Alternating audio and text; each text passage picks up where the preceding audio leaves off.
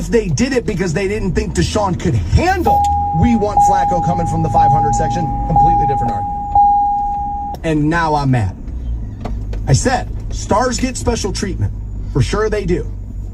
But Deshaun Watson hasn't given me enough star in a Browns jersey to get the treatment. I worry about some of that. You know? I do. But whether or not he can play the position, I worry less about that.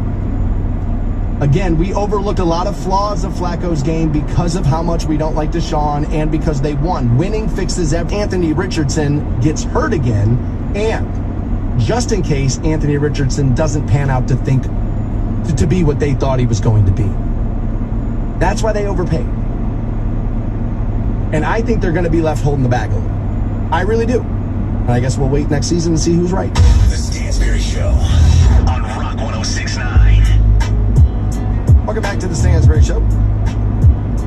Run Rock 106.9. Easy to text in at 330-450-7625. If you're more into the socials thing, the Stansberry Show on your favorite app. We've been talking a little bit about Joe Flacco now going to be an Indianapolis Colt, and it's because they didn't have a backup quarterback, and Anthony Richardson hurt most of last year. I believe he's going to be a second-year guy. They're worried about that, right? And also, they don't really know if he's going to develop. You know, a lot of times we see guys come into the league, it's like, oh my God, dude, look at this. And then you give it a few weeks, and then people kind of figure it out, and it's like, all right, man, there's a little smoke and mirrors in this guy. I think the ceiling for Anthony Richardson is going to be very high. I want him to develop. I want him to be great. I love watching the sport. I like talking the sport. I like betting the sport. And so quarterbacks make the sport better. So I'm hoping Anthony Richardson plays lights out. I really am. You know, I posted yesterday, I kind of feel like $4.5 million guaranteed for Joe Flacco is a lot of money. And people were like, you don't think the 230 guaranteed was high? Well, I don't like guaranteed money in sports at all. You know, I think some of those guys, you give them all the money in the world, Jordans and the like, they'd be like, it doesn't matter. Winning's what matters. But plenty of athletes have told you forever, not everybody's in those locker rooms to win. Like, they're not. Not every owner's in the owner's box to win. Not every GM's trying to win. Like, there's you know what I mean? There's a lot of money to be made in doing some things, right? So we were talking about it. And one of the things I said is they're looking to avoid the quarterback controversy. If Deshaun throws a pick six game one, you're yelling, let's go Flacco. They're looking to avoid it. And most people will not argue that point with me because I think that one's kind of obvious. It's like, well, yeah, all right, I can see. But I keep saying that if the front office is looking to avoid that, I love it. But if they're looking to avoid it because they don't think Deshaun can handle it, I don't like that. And so I did get a couple of texts on distraction. We kind of had an up and down year last year, a little bit of a revolving door. That you're willing to put him in front of the other 52 men in that locker room. Now quarterbacks matter more, better than people want. Matter more, better than people want. He was playing better than people want to tell you, right? Like he was. All right, man, I got to kind of capitulate to this guy and whatever he wants because, like, I mean, dude, look at him, right? Like, we're not there, right? And so I don't want you putting Deshaun in front of everybody else. You know, Za'Darius. I don't want him in front of... This is, again, speculation, outside looking in. I kind of feel like he's one of those guys where you kind of have to motivate him a touch. I don't love that. If you need to be motivated, my job... Not necessarily the best job for you to have. I don't love that. I like the self-motivated. You know, I watched the Olympic, the Redeem Team documentary again on Netflix. I've seen it about 100 times. But all those guys talk about how they lost a couple of times and then they got Kobe Bryant to come and play and they were, you know, hopefully they were going to win and all that. So the practices were going well, everything's going well. They all go out, they're partying. They get back to the hotel, it's 5 a.m. in the morning. And the elevator opens and Kobe's in sweats and workout gloves. And they said, where are you going? He said, the gym. And by the end of the week, all of those guys were in the gym on Kobe's schedule.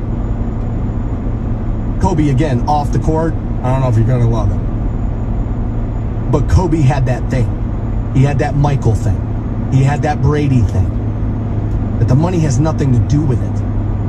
I'm on television. And I want to prove I'm the best there is. A lot of that is gone in professional sport. A lot of guys have it. So much of it is gone. Now Get the bag. Get the bag. Not everybody's Jordan. Not everybody's Brady. Right? So if you're putting him in front of everybody else, then I don't like it. If you're just doing it because you know it's smart to dial down the rhetoric, the noise, and all the distraction around your team, that's a better move. That is a way better move. You know, a point I said yesterday that I have not yet made again today, and I think it's valid, is, you know, you're also looking for your backup not to be a story. There's a Colin Kaepernick angle here. There's a Tim Tebow angle here where it's like, dude, you don't want your quarterback the biggest story in the media. And Joe Flacco would have been a big story at backup, and I think they were just looking to avoid that, and I think that is smart. Again, I think it's mostly about the playing style, and Jameis fits the playbook a little bit better than Joe did for the offense that they're going to. It gives the other 52 guys in that locker room a better chance to be successful over a long run. Now, Jameis, though, if I'm going to knock Flacco on the interceptions, and I have, and again, it was 8 and 6 games for everybody being too critical on Deshaun. It's like, guys, like, come on here, man. Again, we hate Deshaun, so we'll overlook some of this stuff with Flacco and talk about how great he was. He played good, and we won some games. At the end of the day, man, it was 8 interceptions in 6 games. You extrapolate that over an entire season, I don't think it looks good. We'll see. We will see. But Jameis, I mean, some of the worst interceptions I've ever seen in the NFL maybe have come from. That's the problem with him, and that's why he's not a starter. Is because one possession, Jameis will have the ball, and he's like, oh my God, do you see that throw? Oh my God, dude, that kid, good. He's really good. And then the next possession out, he'll throw an interception with absolutely nobody on his own team anywhere near where he's throwing the ball. Now, they say he's had some eye surgeries, he's had the corrective surgery and all of that, and he can see better now, and some of the interceptions were part of that issue. We'll see. But is he a easier plug-in-and-play player for what Kevin Stefanski wants to do? Because a lot of people are like, well, they fired Alex Van Pelt, and blah, blah, blah, and like, you know, here comes Ken Dorsey's offense. No, it's Kevin Stefanski's offense, baby. That's what they're going to be running. Nobody out there tells you Ken Dorsey is an offensive genius. Otherwise, they would have kept him with Josh Allen. There you go. People are out there telling you Kevin Stefanski is one of the next offensive geniuses. It'll be his playbook. Give Stansberry a piece of your mind. Use the talkback feature on the iHeartRadio app and let him know just how wrong he is. It's just wrong. The Stansberry Show on Rock 106.9. 9 a.m., things are getting tougher for online influencers. We'll get to that conversation next hour on the program. It's 330-450-7625 if you'd like to text in, and I'm on your socials at these things. So I've mentioned this before, and I'll get asked the same questions over and over again when I meet somebody that's a little curious about my job. You know, what do you like about it most? What don't you like about it? You know, how does this work? And sometimes people will ask me what's my biggest fear of it. And I've said having to come in here and try to make sense of a local well, they're a little bit more common than they should be. That's putting it lightly. And so they have for the longest time felt like, man, I'm on the air 5 days a week. 2 stations. Malta heard that broadcast. It is a masterclass in professionalism. And he showed everybody that day why he was the king of all media. He killed it. The shows in the weeks after were pretty good. I mention it because yesterday a 16-year-old Perry High School student was taken into custody after he had brought a firearm to school. Now, the officials have determined, I'm pulling from CantonRep.com,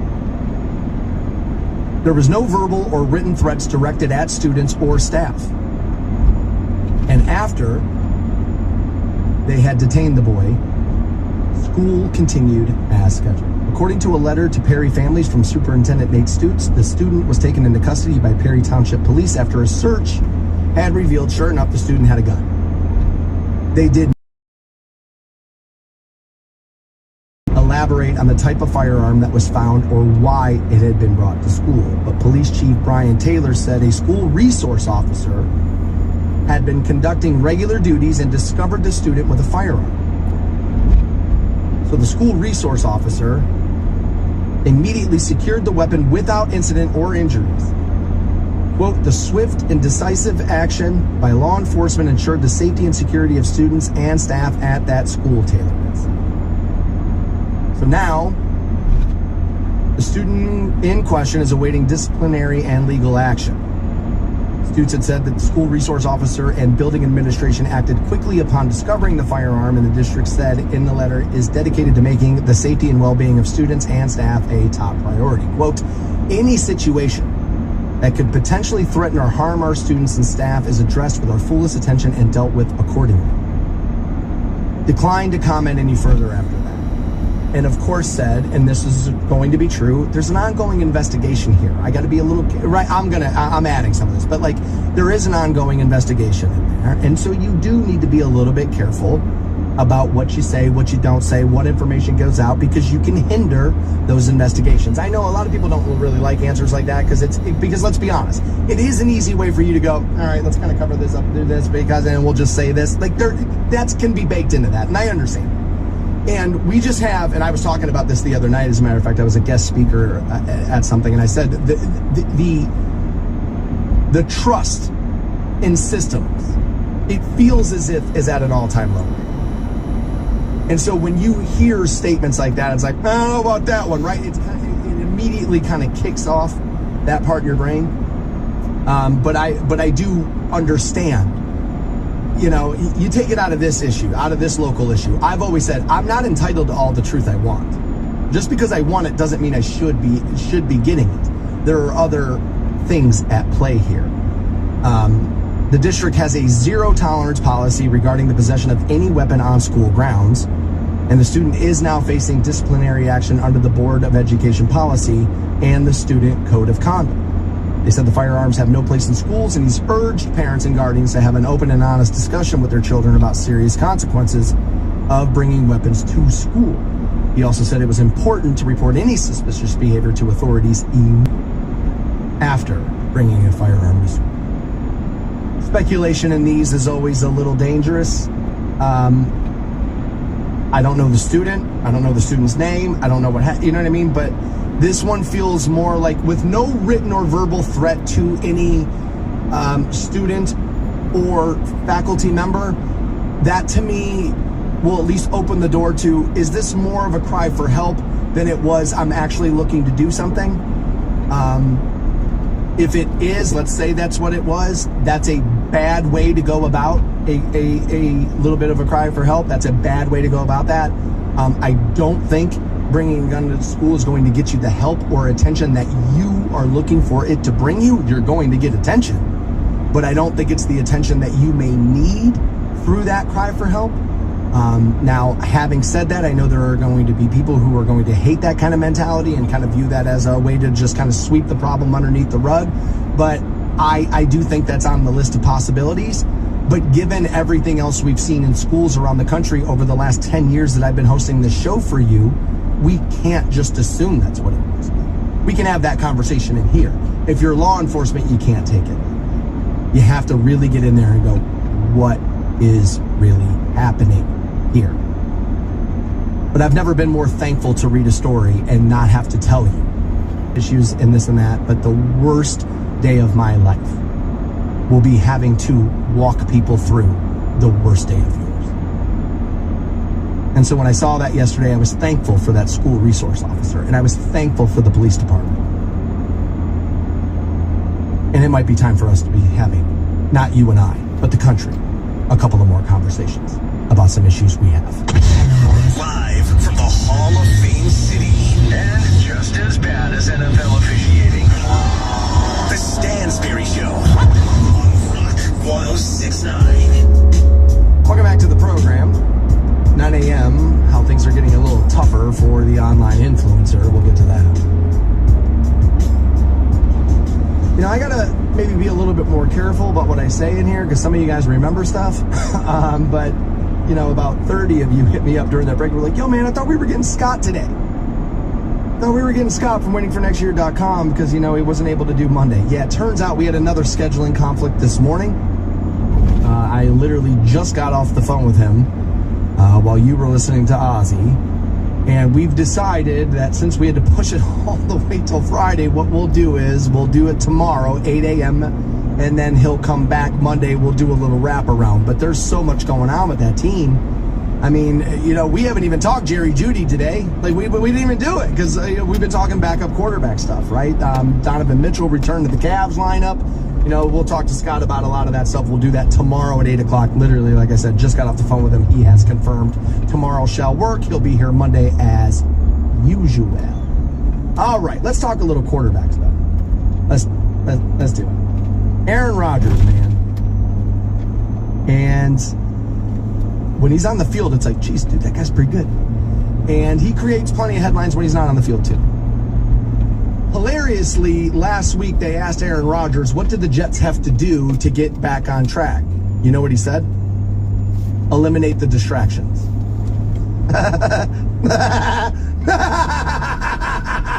Aaron, buddy, the lack of self-awareness is alarming.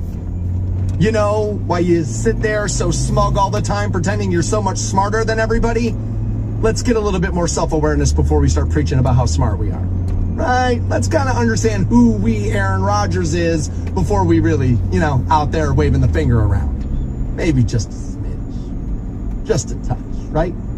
Because it was like 2 days after that, Aaron Rodgers might be being considered to be the running mate for RFK Jr. They've been in constant contact. That was confirmed by RFK Jr. to the New York Times. Whether you want to admit it or not, you are the distraction. So then, after the story breaks that he could be the potential running mate, then it's, Aaron Rodgers was high on ayahuasca in Costa Rica, when the news broke. Just dialing down them distractions. This dude's laughable. Like, he is. He's an all-time great thrower of the football. There's no denying that. Multiple things can be true at the same time. And these would be among them. So apparently he was out there getting high again, on the hallucinogens, which, as a drug fan, and now I'm older than Aaron, I believe, yeah. And it would be almost remarkable if he was playing quarterback at my age. The hallucinogens, we're at a place now. You know what I mean? Where it's like, I told you before, my buddy gave me DMT like 2 years ago. And it was Christmas, and then after we did the presents and did all of that, she kind of went to her sister's, and I was like, I have nothing to do till midnight. I think I'm going to smoke that DMT on Christmas, see what happens. It was awesome. But I still have some of it 2 years later, and I've never gone back, because it was a little like, it was awesome, but there's a little fear in there, too. So now Aaron Rodgers has got some more problems happening, because apparently there are journalists, one of them who had worked at CNN, Pamela Brown is her name, is starting to talk about some of the problematic opinions Aaron Rodgers has had. Now, a lot of you think I'm talking about his view on the vaccine. I'm not. There were people found his takes on that to be controversial. I don't remember exactly what they were, so I'll stop short of saying that, but I know he took issue with the way some of the COVID measures were being handled. I thought we were dealing with a health issue. I also took issues with how some stuff was being handled. There was plenty of craziness that they were doing just for the optics of like, well, we got to make it look like we're doing something, right? There was plenty of that, and I don't think it was crazy for him to be saying it. But according to Pamela Brown, they're saying CNN knows of at least 2 people with whom Rodgers has enthusiastically shared other opinions about some other issues. One of those issues was Sandy Hook. Now, for people that don't remember, Sandy Hook was a school shooting in Connecticut. Adam Lanza had shot and killed 26 people, including 20 children aged 6 or 7. This is what Alex Jones got sued for. and all the money. Because Alex Jones kept telling everybody that it was a fake story. That it did, like Alex Jones was telling people it didn't happen.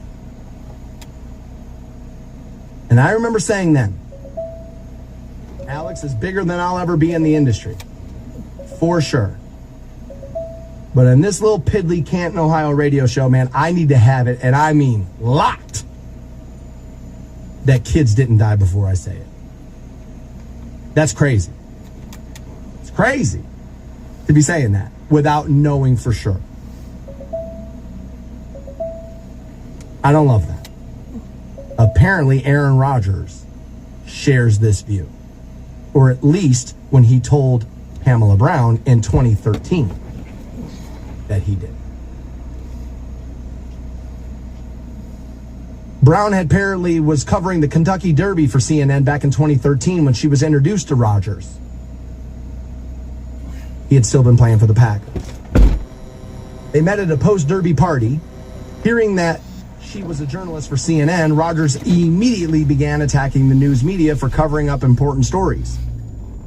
Rodgers brought up Sandy Hook, claiming it was actually a government inside job, and the media was intentionally ignoring that. Well, they didn't intentionally ignore the story. If you believe it was a government inside job, I would say, well, they didn't. No, they did not tell us it was a government inside job. If that's what you believe. I think, and I don't want to relitigate Sandy Hook in here, but I think a lot of times when people think things like that, it's because we don't want to admit that evil exists sometimes, right? Or that we don't want to just admit that things happen, right? I also don't like those kind of theories because it suggests that the only people that can be evil are the government, which I don't believe would be true. I just don't. Pamela Brown then questions Aaron Rodgers on the evidence to show that it was staged. According to her, he began sharing a lot of theories about it that have now, she claims, been disproven numerous times. And again, these theories were also at the center of the lawsuit for Alex Jones. Jones, you may remember, basically repeating the lies in 2012 mass shooting was staged and the families and the first responders were crisis actors, and that spawned multiple lawsuits and a trial was held in